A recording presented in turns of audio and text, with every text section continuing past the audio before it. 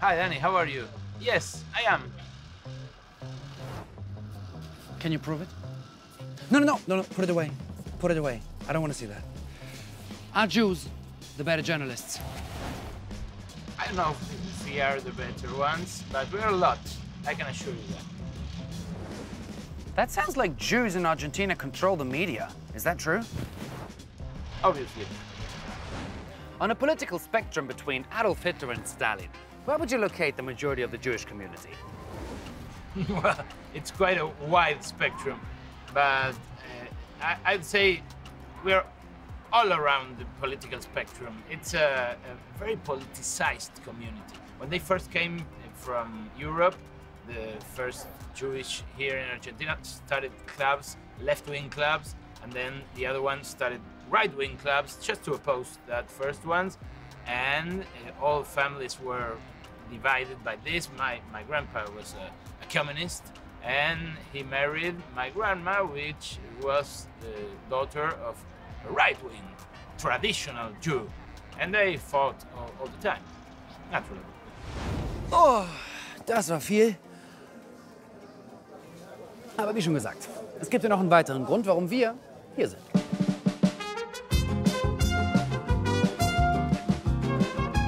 Argentinien war, wie ihr schon wisst, nicht nur Zufluchtsort für Jüdinnen und Juden, sondern auch für eine große, nein, eine riesengroße Handvoll Nazis. Mit Hilfe der katholischen Kirche, dem Roten Kreuz und der mit den Faschisten sympathisierenden Regierung wurde Argentinien zu einer sicheren Anlaufstelle für Tausende von Nazis, die über die sogenannte Rattenlinie ins Land kamen. Aber das war noch nicht genug. Präsident Perón hielt lange seine schützende Hand über die NS-Verbrecher. Und so hatten Nazi-Größen wie zum Beispiel Eichmann und Mengele hier in Buenos Aires nach getaner Arbeit in Europa ziemlich viel Spaß bei Tango, Steak und Wein. Vor allem die Geschichte Adolf Eichmanns ist eine interessante.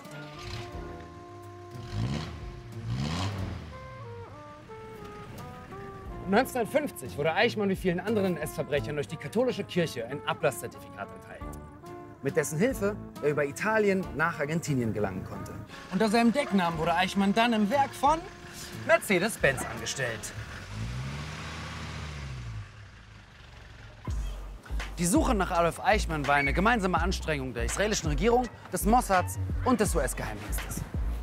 Der entscheidende Hinweis zum Aufenthaltsort Eichmanns kam von, haltet euch fest, der Tochter eines Holocaust-Überlebenden, die den Sohn von Eichmann datete.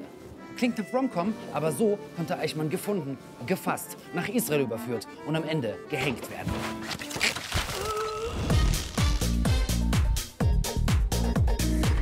Ihr denkt euch sicherlich, jetzt geht es endlich mal um schöne Sachen. Aber ihr habt euch geirrt, denn auch im Land des Tangos geht es beim Thema Juden um Tränen, Trauer und Titten. Tote. Wir treffen jetzt jemanden, der sich wirklich mit Zerstörung auskennt. Die Journalistin und Autorin Miriam Levin. Unter anderem hat sie Yossi geschrieben, eine der erfolgreichsten argentinischen Serien. Und darum geht es. Na, worum? Worum geht es in Yossi? Worum geht es in Yossi? Um Anschläge auf jüdische Institutionen. High five, Miriam. Hi. So, something pretty terrible happened right here in this place. We Jews call it life, but tell us a bit. Well, there was a bombing attack back in 1992. We had 22 people dead here, hundreds of wounded people, and many years later, the responsible for the bombing have not been found. Crazy. And any fun facts? Well, yes. 2 years later, another bombing attack occurred. Yeah. 15 blocks from here, the building of the Jewish Mutual Fund, the AMIA building, was attacked again. Another explosion, 85 people dead, and again, hundreds of wounded people. And guess what? Unsolved. Yeah. Why Right. unsolved? Well, there was a cover-up, and justice in Argentina is not working well. We gathered that the federal police, the equivalent to the FBI in the US, was not very keen to solving the bombing, the terrorist attack. So we are here. Crazy. Thank you for taking the time talking to us. Thank you. Thank you. Immer diese Juden mit ihrem Leid, mit ihrer Trauer. Also mittlerweile kann ich wirklich verstehen, warum ihr sie nicht mögt. So, ich habe jetzt wirklich gar keinen Bock mehr auf Geschichte und finde, ich habe mir ein bisschen Spaß verdient und deswegen gehen wir jetzt Tango tanzen. Ja, Tango tanzen.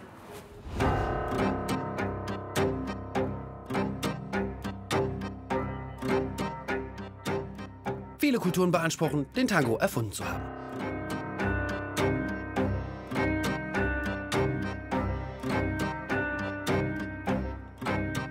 Aber wir sind eine jüdische Show, deswegen sagen wir natürlich, es waren die Juden.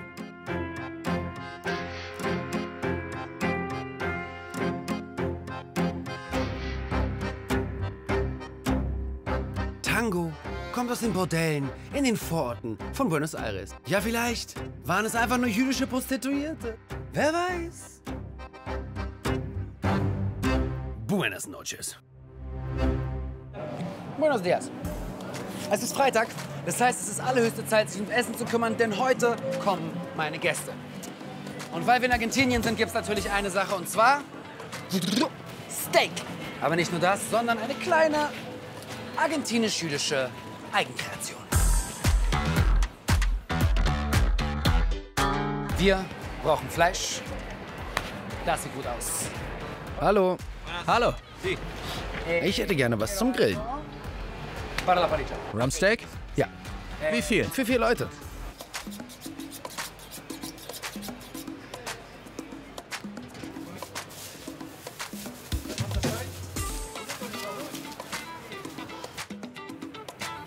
$2,5 Kilo.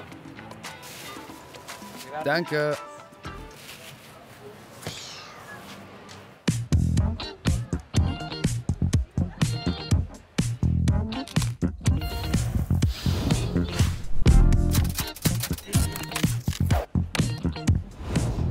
Wir haben alles, was wir brauchen, und jetzt geht's ans Kochen. Ich mache mich jetzt an die Arbeit. Es gibt Steak und Quichanadas. Vamos. Juden essen Quiche. Argentinier, Empanadas. Wir haben Quichanadas erfunden. Der Teig hat sich nicht gut benommen, er kriegt jetzt aufs Maul, ja? So, ausschneiden und füllen. Gefüllt wird das Ganze mit jüdischer Haute Cuisine von Kartoffeln und Zwiebeln.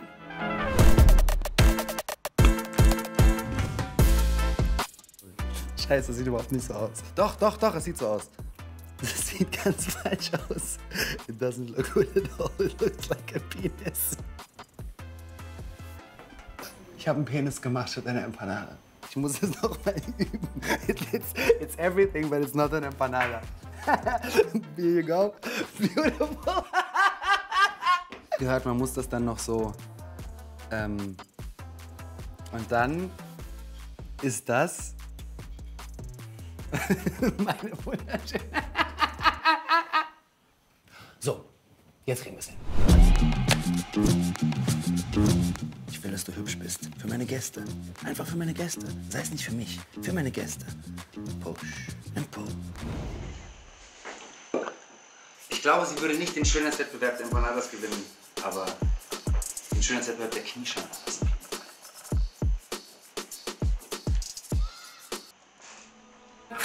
Und diese wundervoll schönen jüdischen Quichanadas gehen jetzt dahin, wo sie hingehören. In den Gasofen.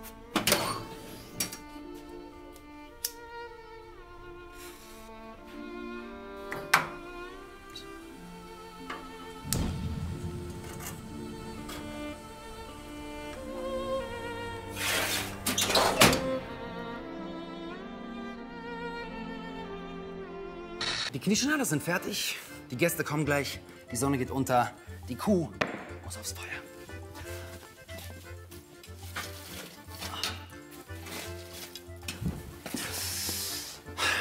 Liebe Sarah, Chava, Golda Abramovic, du hast ein gutes jüdisches Leben geführt. Und jetzt bist du ein gutes jüdisches Steak.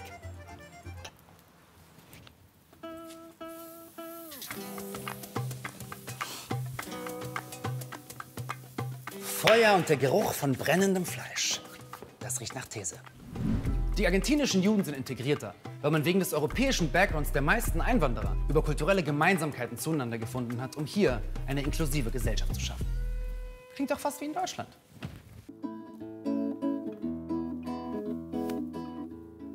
Ding dong. Pünktlich.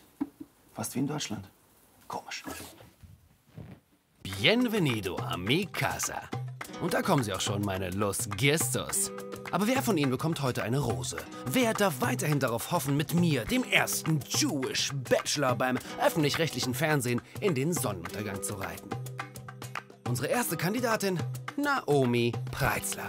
Sie hat nicht nur ganz ordentlich deutsch-jüdische Wurzeln, sondern sie hat bereits die Cover der russischen und italienischen Vogue geziert und ist über die Laufstege von Chanel, Jean-Paul Gaultier, Jeremy Scott und Balenciaga gelaufen. Model. Außerdem beschreibt sich die 31-Jährige als Alien und macht zudem Musik. Mir wird ganz heiß, da kommt auch schon der zweite Kandidat. Emanuel Taub. Bis vor kurzem war er noch Rabbi.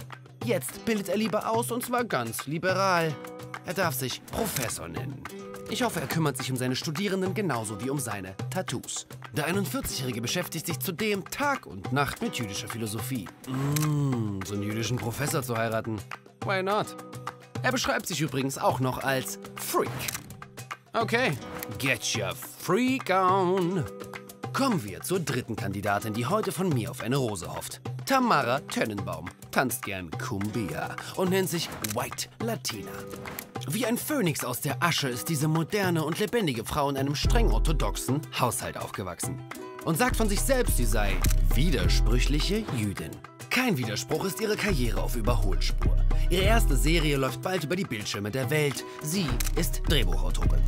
Um zu entscheiden, wer die Rose nun wirklich kriegt, brauche ich erstmal ein Date. Einen Vierer.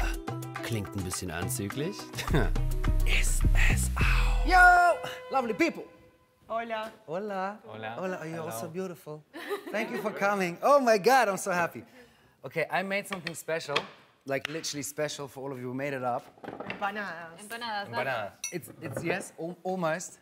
It has a quiche filling. Oh, okay. So So how do you call it? they don't look like normal empanadas. Well, we called it a quinchanada. Okay, it's a nice name. Yeah, my first attempt. I'll present it to you very proudly. Has a bit of a feel of a penis. Gauchos Yeah, would I like can see it. Gauchos would like this, yes. But before we eat this quinchanada penis, I'm so really, hungry, I really so, want really hungry. So, quinchanada. wait, one more second. I really want it. We're a Jewish show, right? So I'm intrigued to hear if the kiddush in Argentina sounds different. Do we have a volunteer for a kiddush? I can do it. יום השישי, ויחול השמיים בארץ וכל צבאם, ויחל אלוהים ביום השישי מלאכתו אשר עשה, ויברך את יום השביעי ויקדש אותו, כי בו שבת מכל מלאכתו אשר ברא אלוהים לעשות, סברים עננם ורעונם ורעותיי, ברוך אתה אדוני לנו מלך העולם, בורא פרי הגפן. Hey, that's a kiddush. That's a like. That's a ooh, real she gave it like kiddush. full of, no, no. Salud. Boom, boom, boom. Yeah. I could never do that. But I was an Orthodox girl. You know that about me? What? You didn't know that about me. I was raised as an Orthodox girl. Really? Yes. So because You you were the didn't know. Orthodox, But you which- will get the penis. I get the penis. No, why? Your family is Orthodox. Nobody is an Orthodox You anymore. went to But Orthodox school? yeah, You had to wear long skirt? No, Long skirt, long she went to sleeves. a Jewish. I went to an English, Fashionist Jewish, cool school, high school. yes. yeah, I know So your wait, school. but okay, you so don't we know need to mine. we need to make the cut. So you went to the Jewish cool hype school. Yeah. You went to the Orthodox, sad, repressed girls school. Yeah, that's Okay. the school. What school did you go to? No, not Jewish school. Whoa. No Jewish education because I grew We're up. sorry for you. No, I grew up in the south of Argentina, in Bariloche, With the Nazis. with the Nazis. You grew up with the Nazis? Yes, around the Nazis.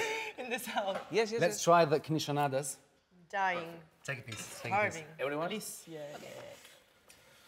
Okay. Oh, yeah, we're rating in the proper way. Thank with the you, hands? God. One, two, Okay. three. Or? Thank you, God, for the knishanada. Okay, yeah, yeah. That's not Jewish. And try to make faces like it's really good. Okay, okay. Yeah, okay.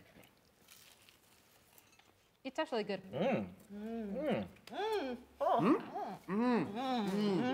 Oh my God.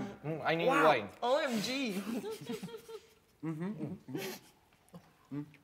So when was the last time you were at a Friday night dinner? Not this Friday, the last one with my dad. With your family? Yeah. Who is now Orthodox, but when you were growing up, he was not Orthodox? He was not Orthodox because my mom is not Orthodox. Okay. So he was not Orthodox, but then my grandmother committed suicide. So he was like, Oh, great. I love the She laugh. thinks it's funny I need the because- penis. Yeah. that's so cool, my grandma. Because you She's laughed so after, cool. we're allowed to laugh. Yes, Yeah. I need now. I need the penis so one. So he went to receive answers like with religion.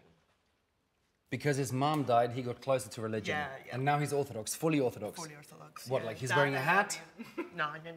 No, not like modern Orthodox, like kosher and pray every day, go to synagogue, put a lot of money But in for the example, synagogue, you know, on the Sabbath- like, oh, come and read Torah. And then comes the guy like, okay, you have to pay now. For example, on Shabbat, does he like touch money and use a car? Yes, but he doesn't tell that to his Orthodox. Okay. So we were at the That's kind of synagogue on Passover, and my sister He was touched like, in Dad, secret. you can buy car? He was like, shh, nobody knows here. And he touched in secret. In secret. And how's the relationship now? I love my dad. I'm in love with my daddy. My dad, no, good. It was like No, it's good, but he's always like talking about religion. I'm very like fanatic with religion. So if you look at my music and my arts, it's like You're very far break from the that. fucking Of course. rule. Yeah, so there was this song, like one of my first songs I released. It's called Eve and Eve. It's about like lesbianism in Judaism. So I told my dad, hi, Dad, can you lend me like Torah books and Talit and everything because I'm gonna shoot kind of religion music video.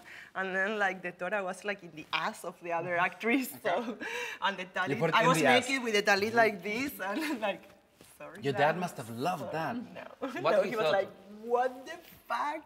Now you have to burn all this stuff. Emmanuel, yeah. did your dad also become Orthodox after his mother committed suicide?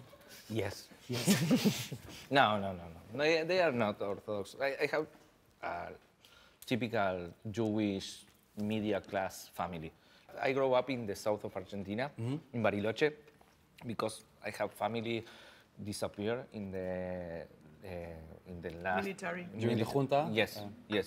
So they went to the south of Argentina like an exile into Crazy. Argentina. Yes. Es gab in den 70er Jahren gab's eine Militärregierung hier und es sind über 30.000 Leute verschwunden. Und man sagt, 12% dieser verschwundenen Menschen waren unter anderem Juden. Und But the great thing that is Bariloche is a place for Nazis. perfect. Yes. Perfect combination. Jews and Nazis. We were thinking about it when we were thinking where we could go with the show and talk about different countries. We thought it's so crazy that in this country in the 50s, you had like literally door to door. Yeah, Nazis like and in the Jews South living. Nazis and in Entre Rios, Corrientes, Yes, the Jewish colonies. colonies. Jewish colonies. You were a rabbi? Were you Orthodox? No, I was from the conservative movement. Okay. And now from the reformist movement. But I'm the teacher of the next rabbis in Latin America. You teach rabbis. Yes, mysticism and Machshevet Israel. Thoughts of Yes, Israeli Jewish thought. philosophy and Jewish Yes. philosophy. Crazy. But you're now liberal. So liberal. Liberal. So liberal and bisexual. Perfect. And how did you decide to kind of like, or how was the transformation going from conservative to kind of like liberal? What caused that? I felt that it was too much power for me. I did my drashot, my lessons. lessons every Friday, and it was a lot of power, and I didn't like it. And then I saw a lot of hypocrisy because a lot of rabbis, for example, they talk about eating kosher, and then at home they ate They don't. ham. Yeah. Okay, and you grew up in Buenos Aires Yeah. in an Orthodox family. Yeah. So what does it mean? How Orthodox? Well, modern Orthodoxy, but a little stricter than Naomi's dad. A little more strict. Like, we actually did not use money and did not Okay. turn the TV on the Sabbath. But not like your dad wasn't a rabbi or something. No, this is interesting. This is another funny story. My father died in a terrorist attack in 1994 here. What? Like, that's a funny story. You can laugh about it. Your dad actually died in the 1994 which one? terrorist Yeah. Yes, of the in Jewish Amia. community. Yeah, did you learn about it? Yes, we That's spoke. where my father died. Oh my In fucking Amia. God. Oh, you Yeah. didn't know that? I didn't know that. Oh, don't be bad. Don't be sad. No, It no, was no. a long time ago. I'm not sad, I'm happy. Your dad died in a terrorist attack. Let's go to that. Cheers. Wie gesagt, Juden und ihr Leid und ihre Trauer, aber diesmal ist es wirklich hart. So my father was a lawyer, but he was very orthodox. Yeah, I mean, Yeah. he wore a beard and the hat. Yeah. So he was very orthodox. He was Orthodox until. Until he died. Yeah, in 1994. So, does being Jewish mean believing in God? I believe in God. Okay. I don't. I believe in God. I don't, and I consider myself Jewish, and I don't know, forever, for ages. Like, is it to be Jew, to believe in God, or I mean, for her being Jewish is something, for me is another Of thing, course. for you is another thing. And, Absolutely, you know, but the interesting... I believe in God because I can explain. What is The same God? if of love, friendship, angels, and nothing more. Love, That- friendship, and angels? Yes, And are the ghosts. things I believe. That sounds like a cool I new believe club in in God. Berlin. I don't believe in God. I believe in ghosts. Me too. I work it. Yeah, of course. Sounds I like the love ghosts. Powerpuff Girls. No, Yeah, Dragon Ball Z. No, but you know, in my Judaism courses in synagogues, I always ask to the people, why are you Jew? And if you have 20 people, you have 20 different answers. Of course. It's So, it's but the beautiful, answer this. is- I love Judaism because of that. But the interesting thing is, when do you proclaim, like you were saying, you're Jewish? Do you proclaim it publicly? Yeah, always. Always. Why? I think it's so cool. I think it's cool. It makes me interesting. Yeah, it makes me like I'm minority. I'm a Jewish, and I'm a woman. Yeah. No, proclaiming myself as a Jewish publicly is that maybe inspiring people. Like, you know, you can be Whatever Jewish you or want. believing in anything and doing whatever you want. Like, it doesn't, you know, like I really feel I don't feel believe- more Jewish than Argentinian. You see, like, me too. you know, I it's don't something believe in weird. the national states. Of course. I don't feel that way.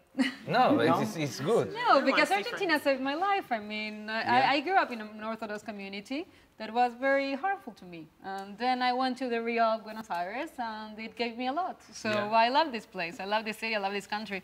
So I think when you choose to portray your Judaism publicly in a fiction or whatever, I think you should be as honest as you can be. And in my case, I try also to be very local, because I think many people around the world don't know that you have Jewish people in Latin America, Yeah. and don't know what that looks like. I The mean, people from Latin America, they doesn't know nothing about Judaism. Yeah. They ask me, so I saw an Orthodox, so I believe that the Jewish people fuck only Fridays. Yeah, and I through know, a in the curtain. blanket. Yes, and the Don't you blanket. fuck through a curtain? Yes. the current is a Is myth. there I mean, in my any other community, way of There fucking? is no other way. No. Of course. No, and the other that's amazing question was, this thing that you put in your yes arm, it's for BDSM. For bondage. Yes. And your answer Yes, is... yes, That's yes, so yes. amazing. Of course Yes, it is. they No made me that way. question. That's so amazing, perverse. We're gonna play a game now. Oh, okay. Wir spielen jetzt ein Spiel und das heißt, wer war es? I'll quickly explain.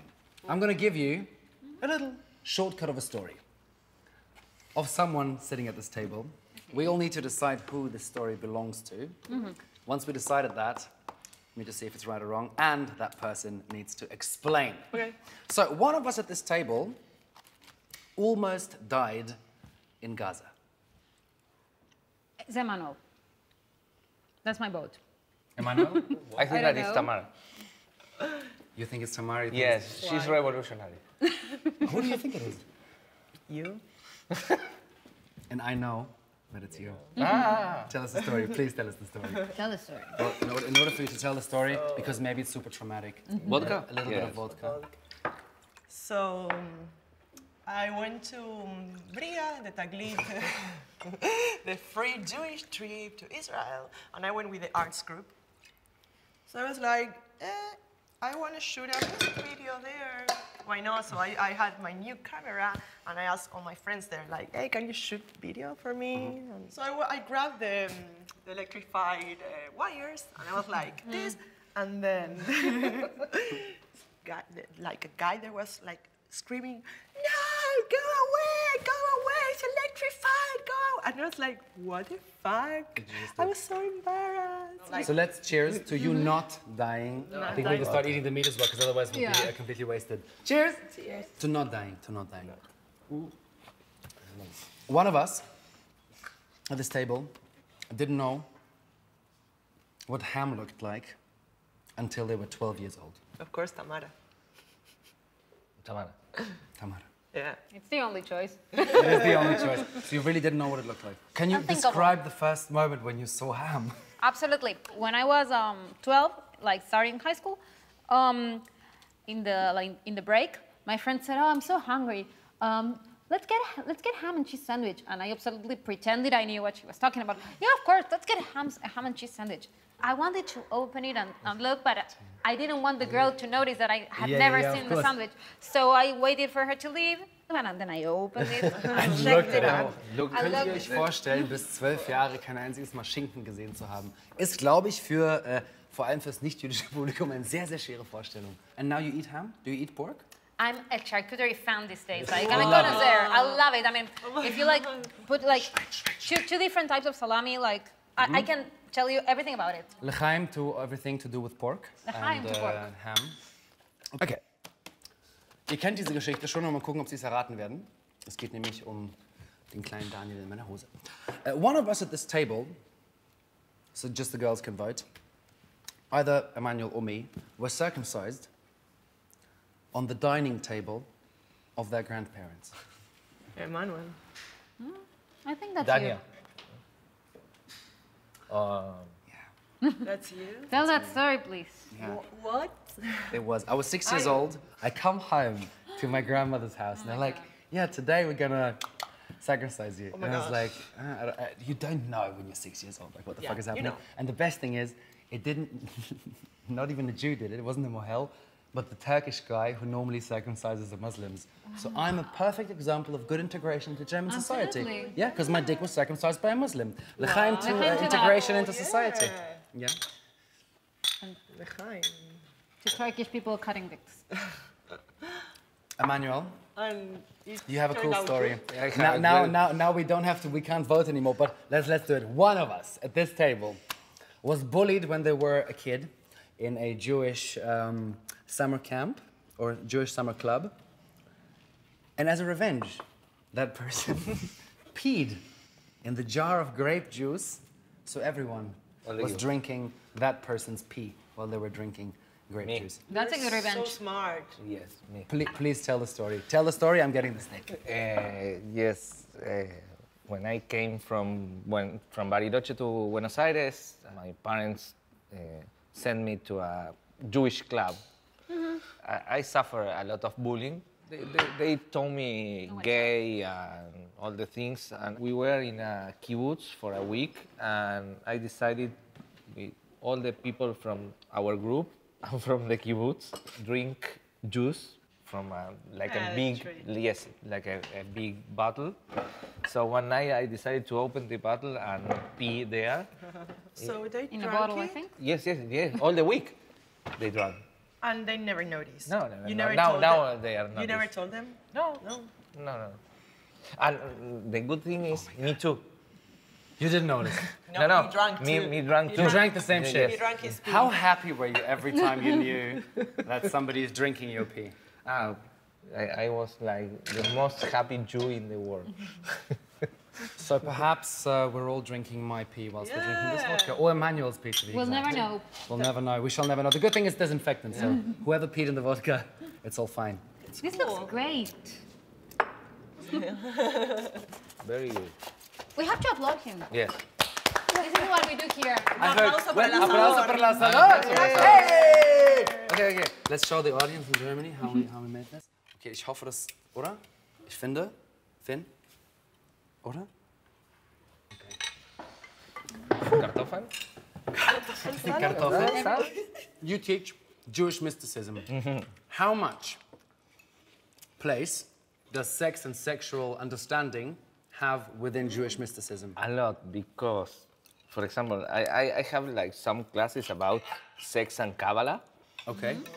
And sex and angelology, because there is a part in the 6 part of the Torah, the Bereshit, Genesis 6, when the angels came to the earth and they fucked the girls. And I say that... Chapters, Kapitel. Yes, it's in the Bible.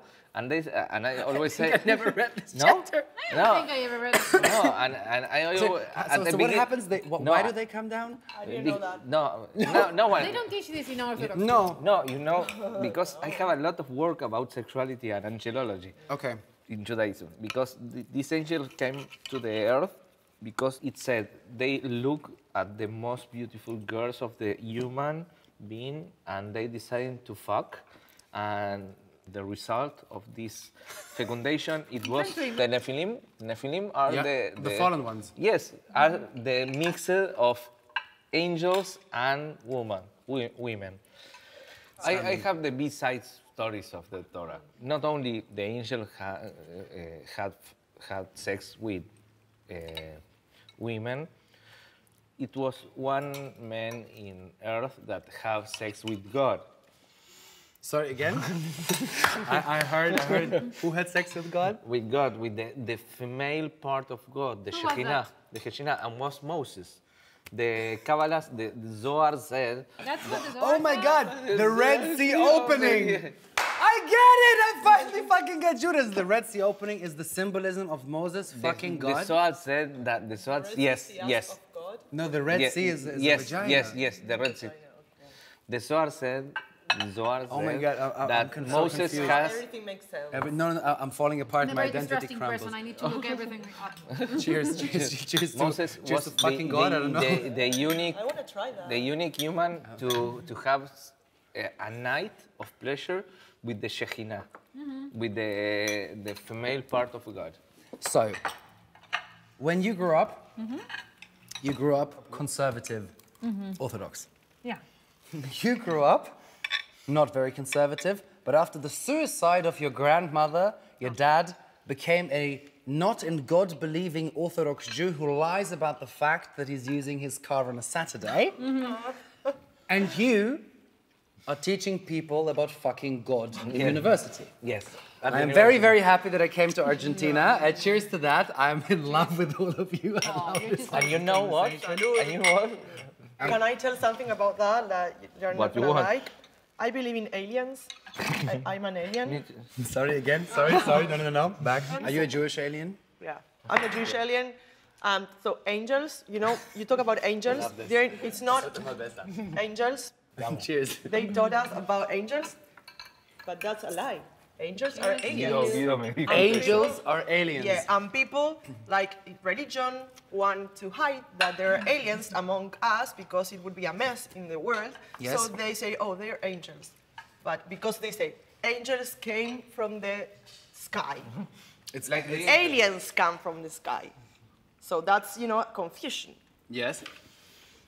Also wir sind irgendwo gerade zwischen jüdischen Engeln, die zum Ficken auf die Erde gekommen sind, und Aliens, die für Engel gehalten werden, die Menschen ficken, stehen geblieben.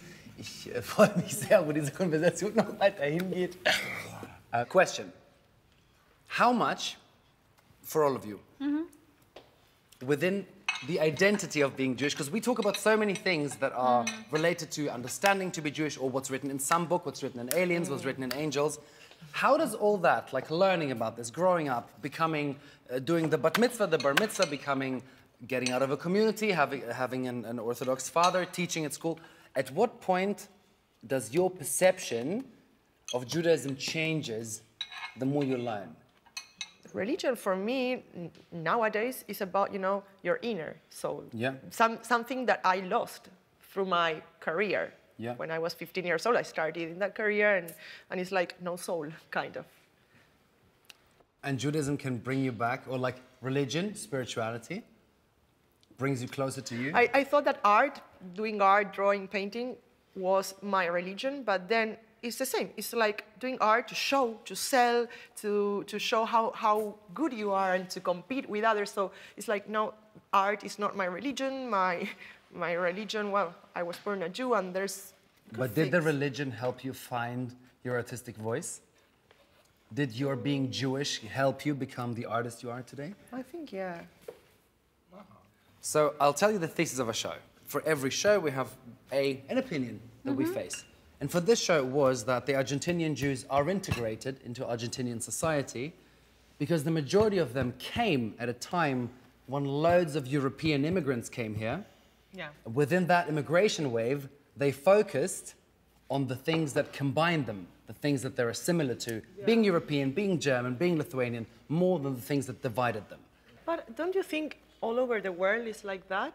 No, Europe is not like that. no. I'm Not not. like United States, it's like... No, but only the the United Americas, States. but if not you go Europe. to Chile, Yeah. to Peru, not to integrated. no, it's not integrated. In Europe is Chile, you have the different. Jews in the Dehesa. But you at grew the up, north, you and grew they are not up Orthodox, Yeah. still integrated into society. Yes, I mean, even in my Orthodox community, we watch telenovelas, and even Orthodox people which are not very integrated, for example, Orthodox guys, very big football fans, but like soccer fans, very big soccer fans. I mean, that's not common in other countries, like Orthodox people going to the stadium every Sunday. But still, the majority of people and Jewish people I meet in Argentina tell me that they do feel integrated into general society. Yeah, we are, all of us What's are. the essence of being integrated? Well, I think the essence of being integrated is not trying to assimilate, but Not trying to assimilate. not trying to assimilate, but actually wearing your culture in your sleeve. You know, like being proud of it, like showing it to people, inviting people over Passover on the Sabbath, and speaking about it honestly, and actually laughing about it, not taking it too seriously. Because when I was in Germany, I thought everyone thought being Jewish was such a serious thing. I mean, they were embarrassed. They had very serious feelings about Jewish people, Yes, right? because of the history. Because of the history. But I think it's think time to another be thing. less serious about it. Peronism is one of the answers of how Judaism mixed to the Argentine society. Okay. Explain. I think because the Jewish society in Argentina, they thought that Peronism was against Judaism, but it's not. There are a lot of works about that Peronism allowed to came Jews, Nazis, but everybody. And it was the unique country in Latin America that allowed everybody. And I think that the policy of the cultural policy of Peronism to mix society and to make a middle class against the upper class, it allows to the Judaism to mix to the Argentine society. I brought you questions from Germans.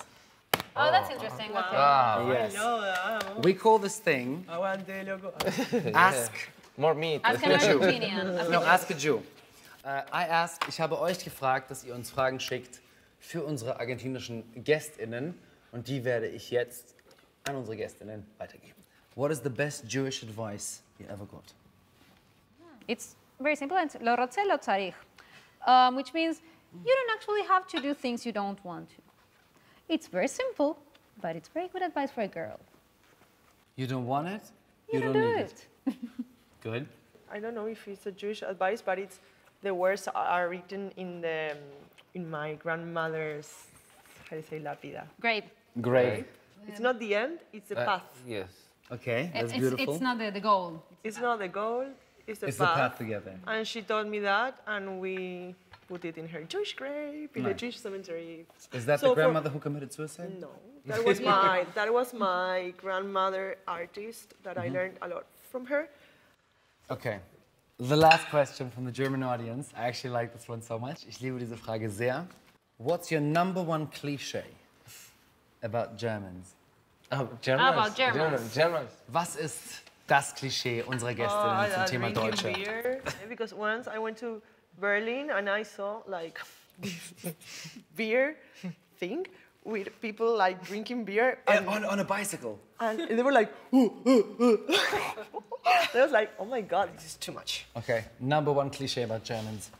I went to Germany twice, but what I was grow was that the German people was anti-Semitism. Yeah. Yes. So they're all anti-Semites. They love beer. Let's add a bit more layer. Well, I have two. The first one is that they are always on time, which I find very annoying because I get everywhere like half an hour late. And the other one is that they are very big fans of Christmas. Wenn ihr weiter mit uns diskutieren wollt, dann gerne unter dem Hashtag Freitagnachtjuice. Es waren viele Themen. Es ging um Fleisch, terroristische Attacken, Schwänze und Engel. Ich danke euch, dass ihr dabei wart und noch mehr danke ich meinen Gästen und Gästinnen, dass sie heute bei mir waren. Das war Freitagnachtjuice.